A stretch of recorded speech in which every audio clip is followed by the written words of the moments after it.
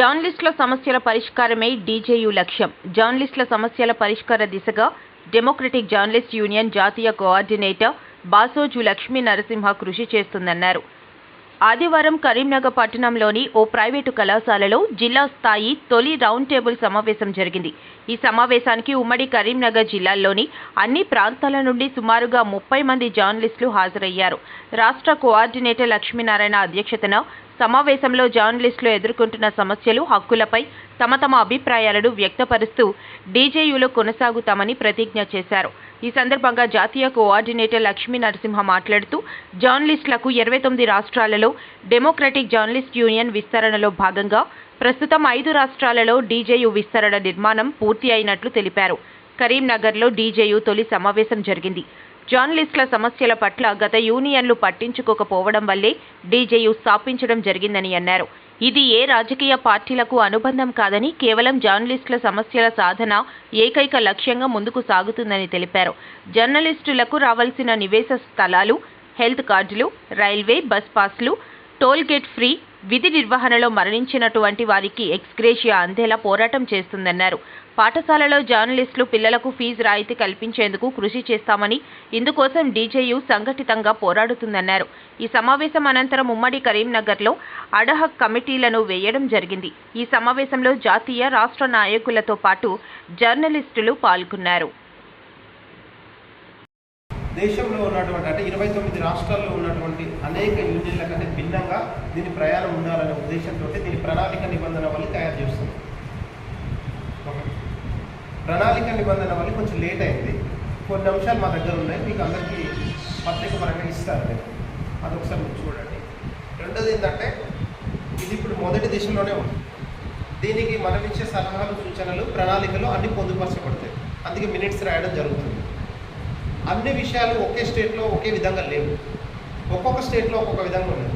తమిళనాడులో కొంత వేతనం ఇస్తుంది, మనందరికీ తెలుసు కదా. మన దగ్గర పింఛన్ ఇస్తుంది, ఆంధ్రప్రదేశ్లో లేదు. ఇట్లా అనేక విషయాలు ఉన్నాయి. అవన్నీ కూడా మాట్లాడడం కోసం, ప్రశ్నించడం కోసం మన దగ్గర ఏమేమి వస్తున్నాయి, అసలు ఏమేమి సమస్యలు ఉన్నాయి. ఇప్పుడు అన్న మాట్లాడండి, 30 సంవత్సరాల సీనియారిటీ ఉంది అన్న, అనేక ఉద్యమాలలో పనిచేసింది.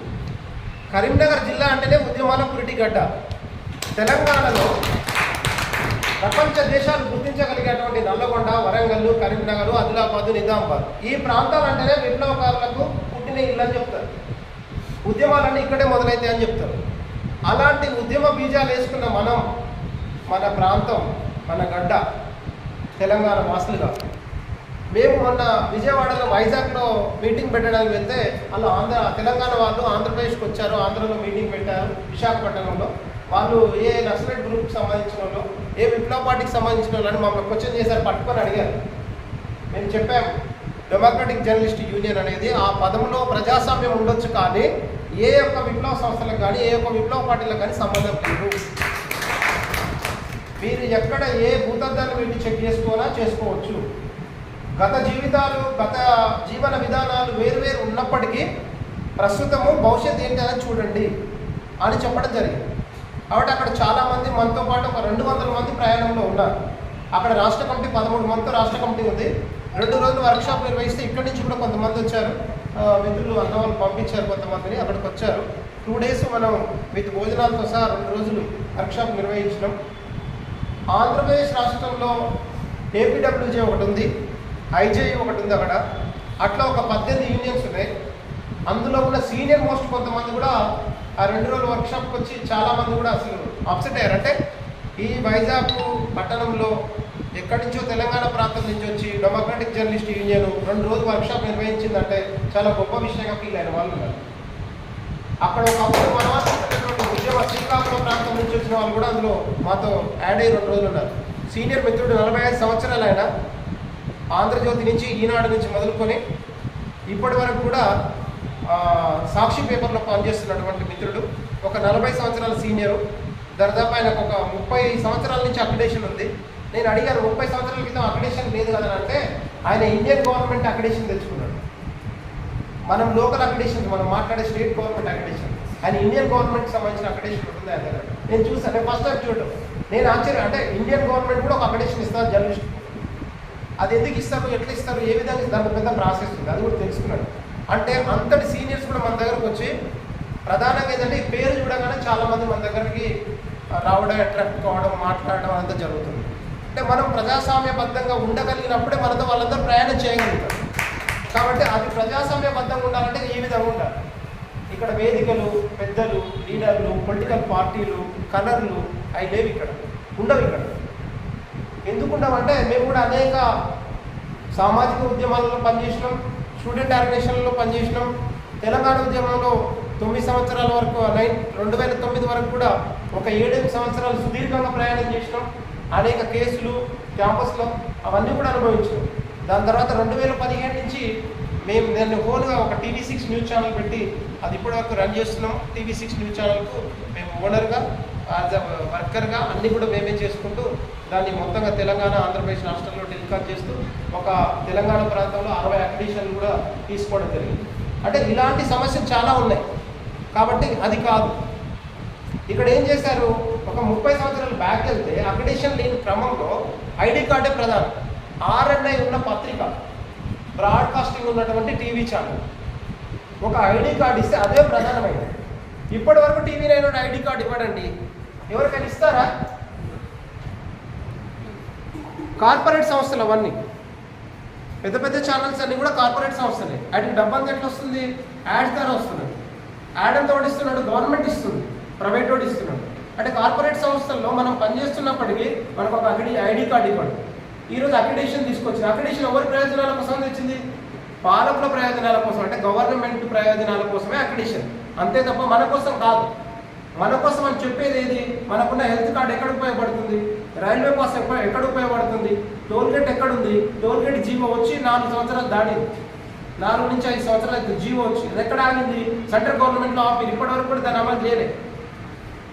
ఇక బస్ పాస్ విషయానికి వస్తే అరాకొరా ఉపయోగించుకుంటాం. అసలు బస్సు మీద తిరిగే వాళ్ళం ఎంతమంది ఉన్నాం మనం ఈరోజు? ఒక 10 సంవత్సరాలు వెళ్తే తిరిగినాం, 10 సంవత్సరాలు 15 సంవత్సరాల క్రితం బస్సులో తిరిగినాం. కానీ ఈరోజు ప్రతి ఒక్కరికి బండి ఉంది. బస్ పాస్ ఏమాత్రం ఉపయోగపడుతుంది? ఫ్యామిలీకి హెల్త్ కార్డు ఎక్కడ ఉపయోగపడుతుంది? అంటే ఇవన్నీ కూడా ఒక అక్రిడేషన్, ఒక ఐడి కార్డుకి లింక్ పెట్టి, ఐడి కార్డు ఉన్నవాడు జర్నలిస్ట్ కాదు, అక్రిడేషన్ ఉంటే జర్నలిస్ట్. అసలు జర్నలిస్ట్ అంటే ఎవరు? ప్రశ్నించి వార్తను రాసి ప్రజలకు విషయాన్ని తెలియజేసేవాడే జర్నలిస్ట్, అంతే కదా? మరి ఇంత ఉన్నప్పటికీ మనం జర్నలిస్ట్గా ఎందుకు గుర్తించలేకపోతున్నాం? ప్రభుత్వాలు మనం ప్రశ్నించట్లేదు. ఫస్ట్ అసలు మనం వార్తగా రాయట్లేదు. ఈరోజు ఒక ఎమ్మెల్యే ఆడు BA చెప్పి మనం కార్లెక్కించుకొని మీటింగ్ దగ్గర తీసుకుపోయి ఆడ మందు తాపించి 500 జేబులో పెట్టి ఒక వార్త రాసిస్తే దాన్ని తీసుకొచ్చి పేపర్లు వేస్తున్నాం. ఇది జరుగుతుందా లేదా? ఇక్కడ ఏ పోలీస్ భయపడతాడు? ఏ పొలిటికల్ లీడర్ భయపడతాడు? ఏ జర్నలిస్ట్ మనకు రెస్పెక్ట్ ఇస్తాడు? మనం వార్త రాస్తే, మనం వాళ్ళ బండి ఎక్కకపోతే, మన ఇంట్లో మనం కూర్చుంటే, మన ఆఫీస్లో మనం కూర్చొని రాస్తే ఆటోమేటిక్గా వాడు మన ఆఫీస్కి వస్తాడు, లేదా మన ఇంటికి వస్తాడు, లేదా ఒక కేసు అవుతుంది. అంతకంటే ఎక్కువ కాదు కదా. కేసులు అయ్యి జైలు పాలయ్యి చంపేయబడిన వాళ్ళు ఎంతమంది లేరు? జర్నలిస్టులకు చరిత్రలు లేవా? సమాజంలో మనమంటూ ఒక ప్రత్యేకమైనటువంటి వ్యక్తులుగా మనం ఉన్నప్పుడు మనం ఎందుకు ప్రశ్నించలేకపోతున్నాం? అంటే ఒక భయం, ఎందుకు రావాల్సి వచ్చింది అనే ప్రశ్న ప్రధానంగా మనందరిలో మెదులుతుంది. దానికి పూర్తి వివరణ నేను ఇస్తాను. రెండవది ఏంటి, మన ముందు చాలా సమస్యలు ఉన్నాయి. మనం జర్నలిస్టులుగా ఈ సమాజంలో మనమే ఒక దిక్చూచి, అలాంటి మనం మాట్లాడలేని స్థితిలో ఉన్నామంటే మనం జర్నలిస్టులం కాదు. మనం మాట్లాడగలగాలి. ఫస్ట్ మనం ప్రశ్నించే వాళ్ళం, ప్రశ్నకు సమాధానం కూడా మన దగ్గర ఉంటుంది. పాలకులను కానీ ఇటు ప్రజలకు కానీ ఈ రెండింటి మధ్యన ఒక సారథిగా పనిచేస్తున్నటువంటి వాళ్ళే ఓ జర్నలిస్ట్. మన జర్నలిస్ట్గా మన వృత్తి జర్నలిజం, మన కులం జర్నలిజం, మన జీవనం కూడా జర్నలిజమే. మనం జర్నలిస్టులుగా ఉంటున్నప్పుడు మనం జర్నలిస్టులో ప్రశ్న వేసేటువంటి జర్నలిస్టులుగా, ప్రశ్నకు సమాధానం చెప్పగలిగే వ్యక్తులంగా సమాజంలో మనకంటూ అడ్మినిస్ట్రేషన్ వ్యవస్థలో ఒక 4th పిల్లర్గా మిగిలినటువంటి మనము మన సమస్యలు మనం మాట్లాడుకోవడానికి సంక్షోభిస్తే మనం మాట్లాడలేం, ప్రశ్నించలేం. రెండవది, మనసులో బాధ అవసరం లేదు, మనసులో భయం అవసరం లేదు, మనసులో బెరుకు అవసరం లేదు. ఇక్కడ ఎవరు చిన్నవాళ్ళగా, నాకంటే పెద్దవాళ్ళు చాలామంది ఉన్నారు. వాస్తవం చెప్పాలంటే నా వయసు గల వాళ్ళు కొంతమంది ఉన్నారు. కాబట్టి మీరు సీనియర్స్గా మీరు మాట్లాడితే దాన్ని మేము ఎట్లా స్వీకరించాలి, దాని నుంచి మనం ఎట్లా రిట్రీట్ అవుదాం, దాన్ని ఎట్లా పరిష్కరించుకుందాం. యూనియన్ కూడా సలహాలు సూచనలు అవసరం ఉంటుంది. ఇది జాతీయ స్థాయిలో నిర్మాణం చేయాలనుకుని ప్రయాణం బయలుదేరింది. ఇది దరిదాపు ఒక 6 నెలల నుంచి దీని ప్రయాణం మొదలైంది. 1 సంవత్సరం కాలం నుంచి దీన్ని స్టడీ చేస్తున్నాం. అంటే గత టీఆర్ఎస్ ప్రభుత్వం కానీ ఇప్పుడు ఏర్పడినటువంటి కాంగ్రెస్ ప్రభుత్వం, టీఆర్ఎస్ ప్రభుత్వం ఏం చేసింది, దానికన్నా ముందు బీజేపీ ప్రభుత్వం, జాతీయ స్థాయిలో ఉన్నటువంటి బీజేపీ ప్రభుత్వం మన మీడియా పాయింట్, ఇంటర్నెట్లో ఉన్నటువంటి మీడియా పాయింట్ రోడ్డు మీద పడేసింది. దాని తర్వాత అదే వారసత్వంగా తీసుకొని రాష్ట్ర ప్రభుత్వం కూడా హైదరాబాద్లో ఉన్నటువంటి మీడియా పాయింట్, సెంటర్ పాయింట్ ఎక్కడేసింది అది కూడా తీసుకెళ్ళి క్యాంటీన్ దగ్గర వేసింది. అంటే ఇవన్నీ విషయాల పట్ల చూస్తూ ఆలోచిస్తూ వేరే స్టేట్స్ కూడా ఇప్పుడు అవే అవలంబిస్తున్నాయి. కాబట్టి ఇవన్నీ సరియనే కాదు. మీడియా 4th పిల్లర్ అని చెప్పినప్పుడు 4th పిల్లర్ని ఎందుకు బయట పెడుతున్నాడు? అసెంబ్లీలో పార్లమెంట్లో జరుగుతున్నటువంటి కుట్రలు ఏంటి అంటే విలేకరులను ఏ స్థాయిలో చూస్తున్నారు? పాత్రికేయ మిత్రులు అంటే ఉన్నటువంటి ప్రియారిటీ ఏమైపోయింది? మనకి విలువలు లేని పరిస్థితిని తీసుకొస్తున్నారు.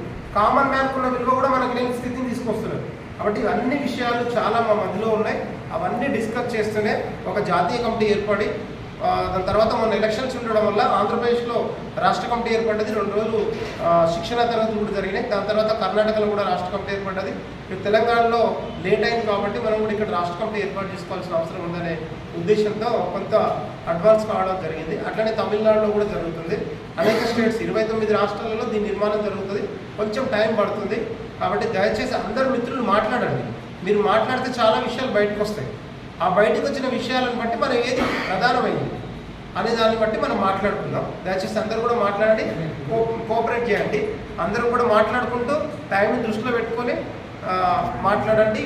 ముఖ్యమైన అమూల్యమైనటువంటి విషయాలను బయటకు తీసుకురండి. ఓకేనా? థ్యాంక్ యూ అండి. సారీ.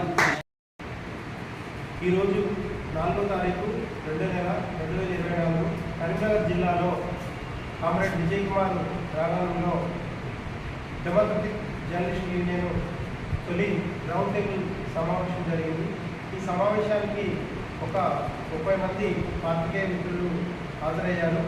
అనేక విషయాలను చర్చించుకొని ఆ విషయాల అనంతరం ఇక్కడ ఒక 3 జిల్లా కమిటీలుగా ఎన్నుకోవడం జరిగింది. డెమోక్రటిక్ జర్నలిస్ట్ యూనియన్ దేశవ్యాప్తంగా విస్తరింపజేస్తున్నటువంటి తరుణంలో కరీంనగర్ జిల్లాలోని ఉమ్మడి కరీంనగర్ జిల్లాలో ఈరోజు జరిగిన సమావేశంలో 3 జిల్లా కమిటీలు ఎన్నుకొని ఇక ఈ జిల్లా వ్యాప్తంగా డీజేయు డెమోక్రటిక్ జర్నలిస్ట్ యూనియన్ను విస్తరింపజేస్తూ జర్నలిస్టు సమస్యలపై పోరాటం చేస్తామని చెప్తూ అనేక విషయాలను ప్రస్తావించుకోవడం జరిగింది. కాబట్టి స్థానిక ఉన్నటువంటి ఇతర యూనియన్లకు డెమోక్రటిక్ జర్నలిస్ట్ యూనియన్కు ఉన్న డిఫరెన్స్, ఇక్కడ ఉన్నటువంటి సమస్యలను ఐక్యమత్యంతో పరిష్కరించుకుంటూ అన్ని సమస్యల పట్ల పోరాటం ద్వారా పరిష్కారం చేసుకోవాలని తెలియజేస్తూ అనేక మిత్రులు తెలియజేశారు. యూనియన్లో ఈరోజు ఒక 30 మంది జాయిన్ అయ్యారు. అదేవిధంగా ఇంకా ఈ జిల్లా వ్యాప్తంగా తెలంగాణ రాష్ట్ర వ్యాప్తంగా అన్ని జిల్లాల్లో డీజేను విస్తరింపజేస్తూ democratic journalist union state committee ఈ నెల చివరిలో స్టేట్ కమిటీ ఎన్నుకోవడం జరుగుతుంది. కాబట్టి మీడియా ద్వారా అందరికీ తెలియజేస్తుంది ఏమనగా జర్నలిస్టులకు ఉన్నటువంటి ప్రతి సమస్యను పరిష్కారం ద్వారా పోరాటం ద్వారా పరిష్కరించుకోవాలని తెలియజేస్తున్నాం. కాబట్టి జర్నలిస్టులందరూ ఐక్యమై అనేక సమస్యలను పరిష్కరించుకున్నామని డెమోక్రటిక్ జర్నలిస్ట్ యూనియన్ తరఫున తెలియజేస్తున్నాం. జై డెమోక్రటిక్ జర్నలిస్ట్ యూనియన్, జిందాబాద్ జిందాబాద్. డెమోక్రటిక్ జర్నలిస్ట్ యూనియన్ జిందాబాద్ జిందాబాద్. డీజేయు జిందాబాద్, డీజేయు జిందాబాద్ జిందాబాద్. కరీంనగర్ కన్వీనర్గా సోమ నాగేందర్, అడ్వకేట్ కూడా, అంటే క్రైమ్ లీగల్ వెలుగులో ఉండే. తర్వాత కో కన్వీనర్గా కేదారి, తాళ్ళపల్లి సాగర్,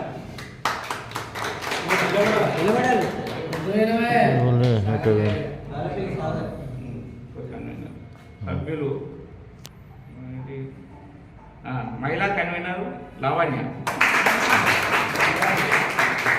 తర్వాత సభ్యులు రేగుల మహేష్ బాబు, మండలి వెంకరాజ్, దామోదర్, విమల్,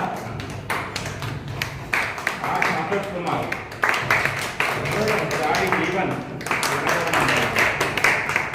జగిత్యాల జిల్లా కన్వీనర్గా గట్టపల్లి రాజశేఖర్, జోగ మనోహర్. సభ్యులను మీరే అయ్యారా మేము సభ్యులను సెలెక్ట్ చేసి మళ్ళీ యాక్సెప్ట్ చేస్తాం. ఓకే. ఇక సిరిసిల్ల కమిటీ కొంచెం పెండింగ్ పెట్టినాం. మీ దగ్గర తెలిసిన వాళ్ళు ఎవరైనా ఉంటే ఇవ్వండి. అంటే అక్కడికి మహిళా ప్రతినిధి మాత్రం ఉంది. ఇంకెవరైనా నచ్చినా కూడా వాళ్ళని తీసుకున్నాం. మహిళలకు ఎందుకు ప్రియారిటీ ఇవ్వాలంటే మహిళలతో ఉద్యమాలు కొంచెం ముందరికి పోవాలని చెప్పేసి ఒక్కరిద్దరిని పెడతాం. వాళ్ళు స్ట్రెంత్ అన్నారు. మీరు తప్పుగా అర్థం చేసుకుంటారు మహిళల పట్ల. మనం మహిళలను జర్నలిజం ఫీల్డ్ తీసుకురావాలి. మహిళా శక్తి అనేది ఏ రకంగా ఉంటుంది ఎక్కువ మందిని పెడితే మీరు అవునవునవును మీరు అన్న ప్రాబ్లం బ్రాడ్ కాన్సెప్ట్ తోని మనం విశాల దృక్పథంతో పోదాము. మన వాళ్ళకి ఏమన్నా ఇబ్బంది కలిగినా కూడా ఖచ్చితంగా ఉంటుంది. ఇంకా పెద్దపల్లి జిల్లా కన్వీనర్గా కుమరన్న కన్వీనర్ కూడా దత్తగౌడ్ అందవే వాళ్ళందరూ లేవు. సభ్యులు కూడా కె సుష్మా మహిళా కన్వీనర్, పెసర రాజు